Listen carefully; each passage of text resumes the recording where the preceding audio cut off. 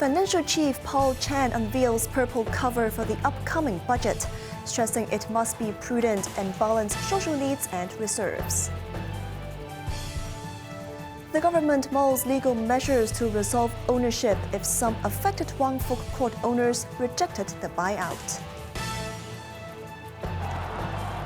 And world's best sprinter Ka Ying Rising gallops into record-setting 18 consecutive wins, ending silent witnesses' unbeaten run.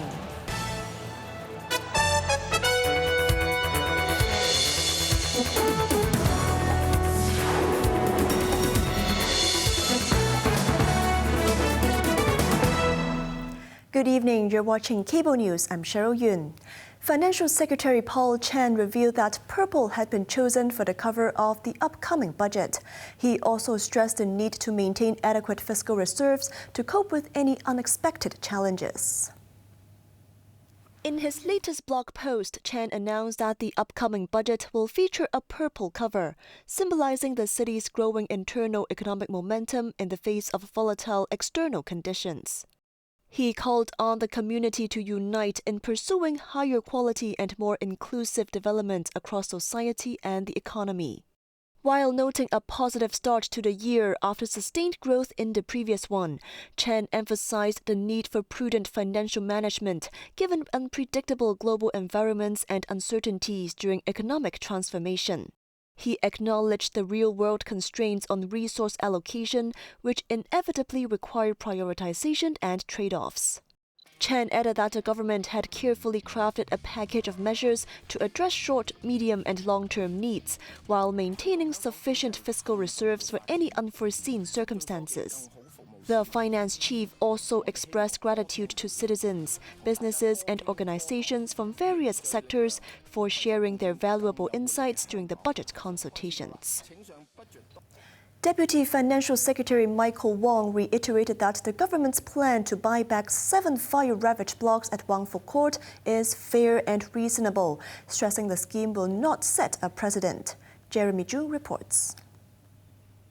Under the rehousing proposal, the government will pay $8,000 per square foot for affected flats with land premium unpaid and $10,500 for those with premium settled.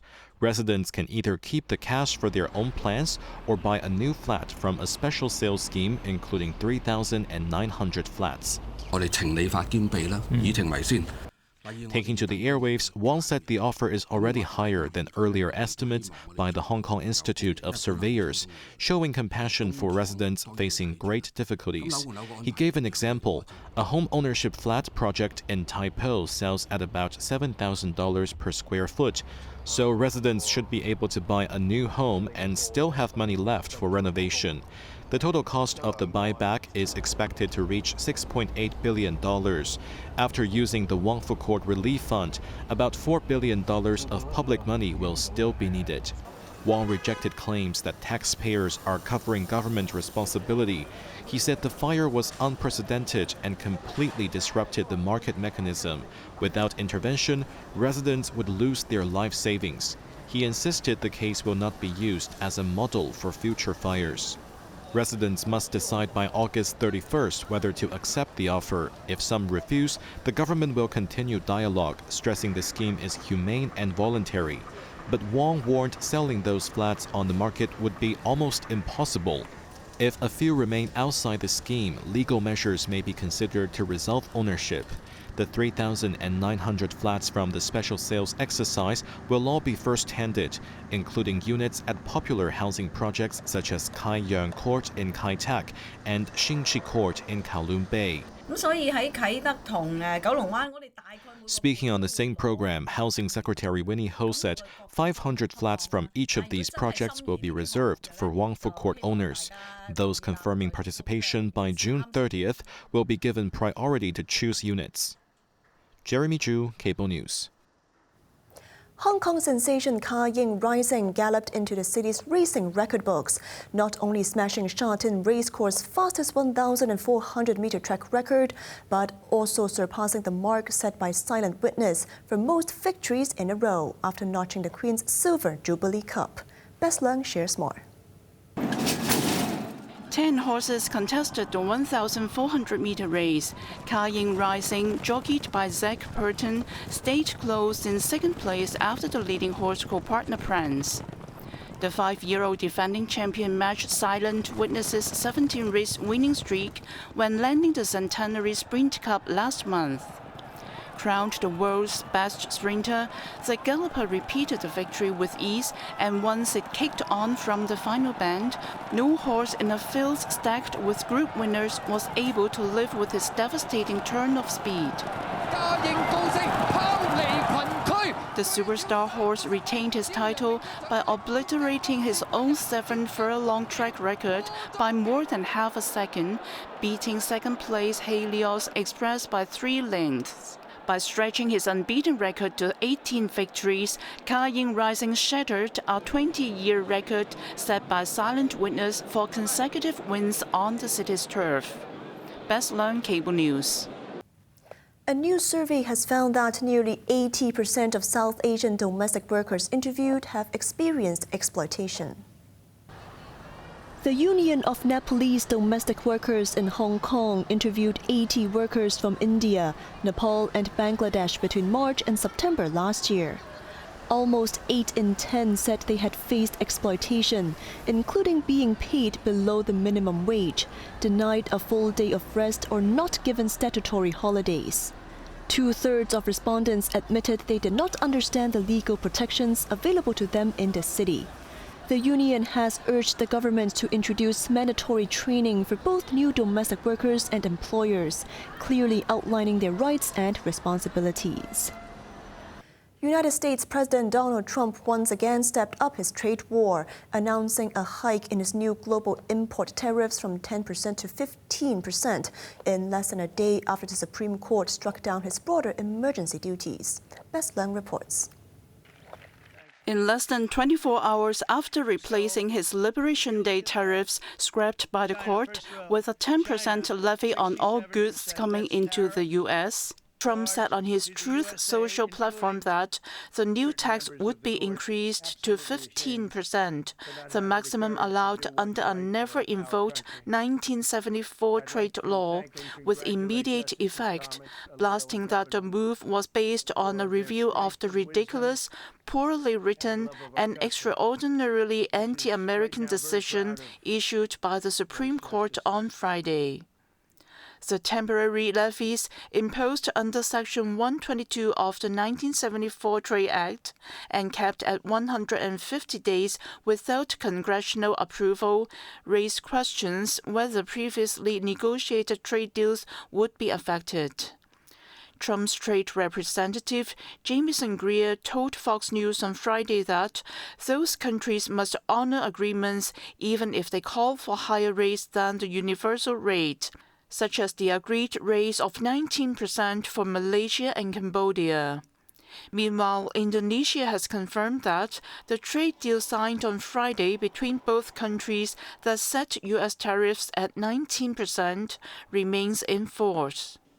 Separately, German Chancellor Friedrich Merz expected the U.S. Supreme Court ruling would lighten the burden on German companies, but sectoral tariffs such as those on cars, steel and aluminum will still be in place.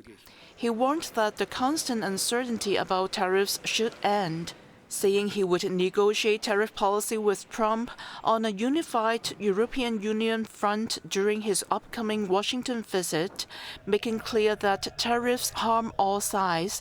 As Germany faces export pressure, the costs will ultimately pass to American consumers.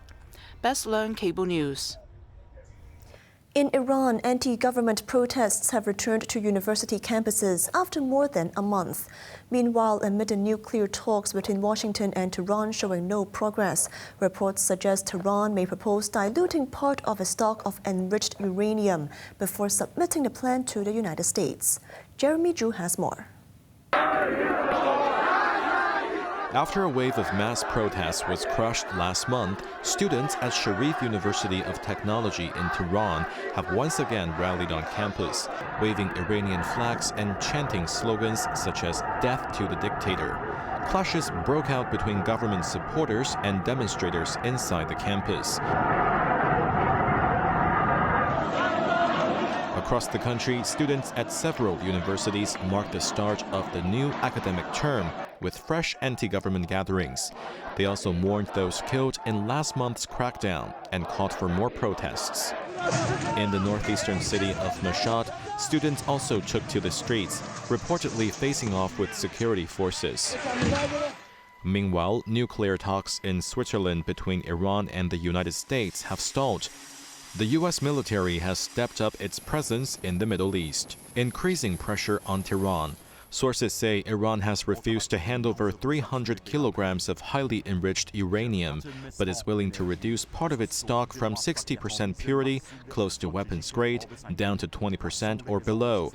This is expected to be a key proposal submitted to Washington in the coming days. President Masoud Pezeshkian said when meeting para-athletes that the world continues to create problems for Iran.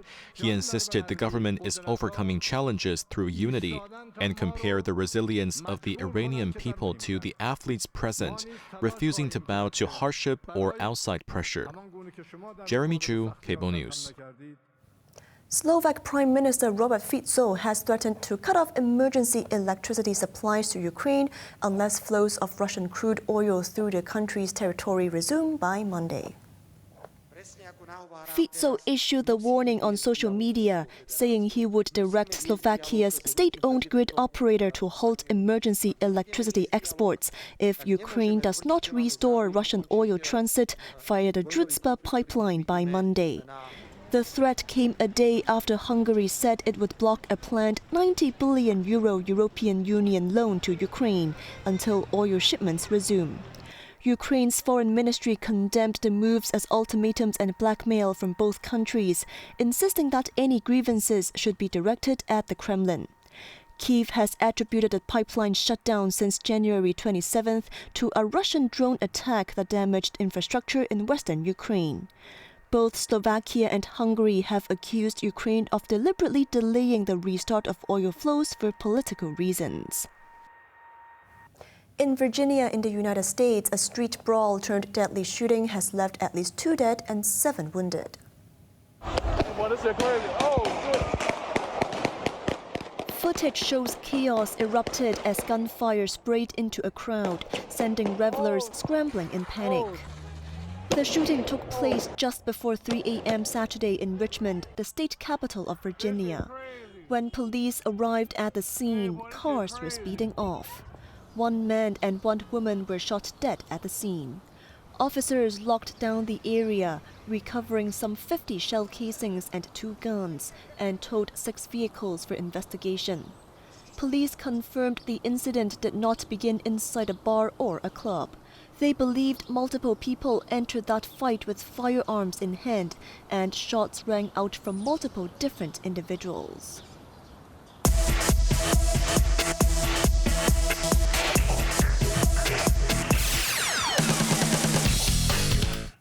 In tennis, world number 1 Carlos Alcaraz claimed the Qatar Open title with a straight sets victory over Arthur Fils. The 22-year-old Spanish star set the tone early, breaking world number 40 Fils' serve twice en route to taking the first set 6-2. Alcaraz maintained his ruthless form against the Frenchman in the second set. With a series of determined and precise backhands, he raced to a double break for a 3-love lead, leaving a frustrated Fils smashing his racket in anger. The world number 1's dominance never let up. He closed out the second set 6-1 in just 24 minutes. Alcaraz admitted the win was not easy,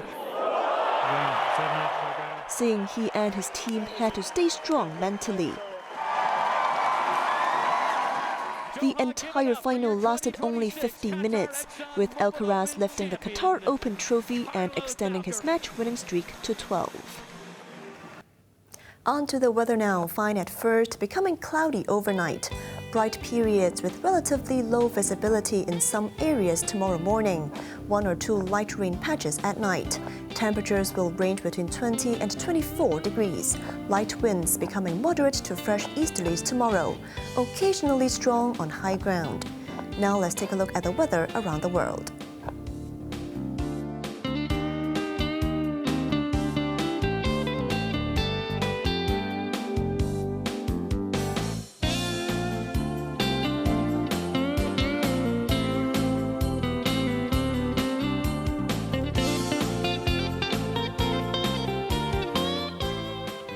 That's our news tonight. I'm Cheryl Yun. Thanks for watching and good night.